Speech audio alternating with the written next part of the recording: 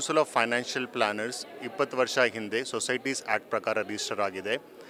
ನಮ್ಮ ಗುರಿ ಉದ್ದೇಶ ಎಲ್ಲರಿಗೂ ಹಣಕಾಸಿನ ಬಗ್ಗೆ ಅರಿವು ಕೊಟ್ಟು ಅವರವರ ಹಣಕಾಸಿನ ವ್ಯವಸ್ಥೆಯನ್ನು ಸುಶಿಕ್ಷಿತವಾಗಿ ಇಟ್ಕೊಳ್ಳೋಕ್ಕೆ ನಾವು ಪ್ರಯತ್ನ ಪಡ್ತೀವಿ.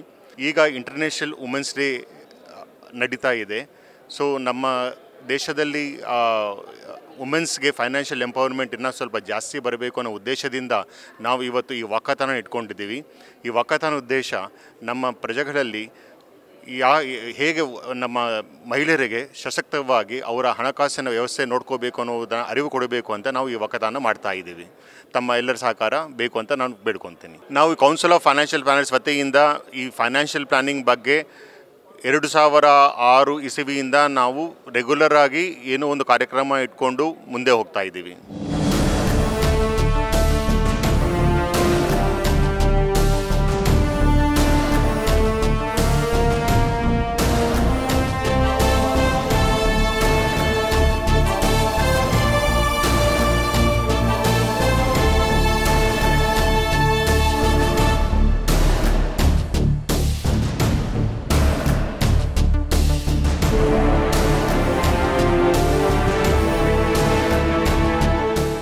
Council of financial planners COFP 2005ರಿಂದ ಕೆಲಸ ಮಾಡ್ತಿರೋ ಒಂದು ನಾಟ್ ಫಾರ್ ಪ್ರಾಫಿಟ್ ಆರ್ಗನೈಸೇಷನ್.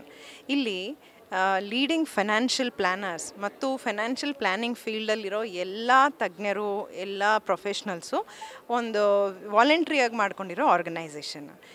ಈಗ ಈ ವರ್ಷ 2024 ಮತ್ತು 25 ಕೂಡ ಫೈನಾನ್ಷಿಯಲ್ ಲಿಟ್ರಸಿ ಅಂದರೆ ಆರ್ಥಿಕ ಇದ್ರ ಬಗ್ಗೆ ಜನಕ್ಕೆ ಅರಿವು ಮೂಡಿಸೋಕ್ಕೆ, ಆರ್ಥಿಕ ಯೋಜನೆಗಳ ಬಗ್ಗೆ ಜನಕ್ಕೆ ಅರಿವು ಮೂಡಿಸೋಕ್ಕೆ, ಅದು ಇಂಟರ್ನ್ಯಾಷನಲ್ ವಿಮೆನ್ಸ್ ಡೇ ಸಂದರ್ಭವಾಗಿ ನಾವು ಸ್ಪೆಷಲ್ಲಾಗಿ ಶಿಬಿರಗಳು ಆಯೋಜನೆ ಮಾಡಿದ್ವಿ. ಹೆಣ್ಮಕ್ಳಿಗೆ ಆರ್ಥಿಕ ಪ್ಲ್ಯಾನ್ಸ್ ಬಗ್ಗೆ, ಉಳಿತಾಯ, ನಿವೇಶನ ಬಗ್ಗೆ ತಿಳಿಸ್ಕೊಡೋದು, ಅದ್ರ ಬಗ್ಗೆ ಅವ್ರಿಗೆ ಮಾಹಿತಿ ಕೊಡೋದು ಈ ಶಿಬಿರದ ಒಂದು ಉದ್ದೇಶ ಆಗಿತ್ತು. ನಾವು ವಿಕ್ಟೋರಿಯಾ ಹಾಸ್ಪಿಟ್ಲಲ್ಲಿ ನರ್ಸ್ಗಳಿಗೆ ಮತ್ತು ಹಾಗೆ ಹಲವಾರು ವಿಮೆನ್ಸ್ ಕಾಲೇಜ್ಗಳಿಗೆ ಹೋಗಿ ಹೆಣ್ಣುಮಕ್ಳಿಗೆ ಎಲ್ಲ ಈ ಥರ ಶಿಬಿರಗಳು ಮಾಡಿದ್ವಿ.